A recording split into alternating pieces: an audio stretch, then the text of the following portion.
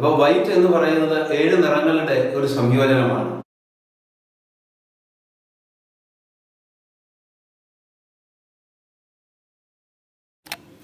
നമസ്കാരം. ഇന്ന് സൂര്യപ്രകാശത്തിലെ 7 വർണ്ണങ്ങളായ violet, indigo, blue, green, yellow, orange, red ഇവയെക്കുറിച്ചുള്ള വളരെ രസകരമായ ഒരു പരീക്ഷണമാണ് ഞാൻ അവതരിപ്പിക്കുന്നത്. ഈ 7 നിറങ്ങളിൽ ചുവപ്പ്, പച്ച, നീല എന്നിവ പ്രാഥമിക വർണ്ണങ്ങളാണ്, അതായത് പ്രൈമറി കളേഴ്സ് ആണ്. ഈ പ്രൈമറി കളേഴ്സ് ചേർന്നുണ്ടാകുന്ന സെക്കൻഡറി കളേഴ്സിനെ പ്രദർശിപ്പിക്കുക എന്നുള്ളതാണ് ഇന്നത്തെ പരീക്ഷണം കൊണ്ട് ഉദ്ദേശിക്കുന്നത്. ഇത് ചുവന്ന പേപ്പറാണ്. ഇത് സുതാര്യമാണ്, പ്രകാശം കടത്തിവിടും.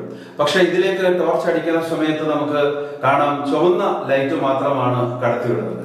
ബാക്കിയുള്ള 6 നിറങ്ങളെയും ഇത് ആഗിരണം ചെയ്യുകയാണ്.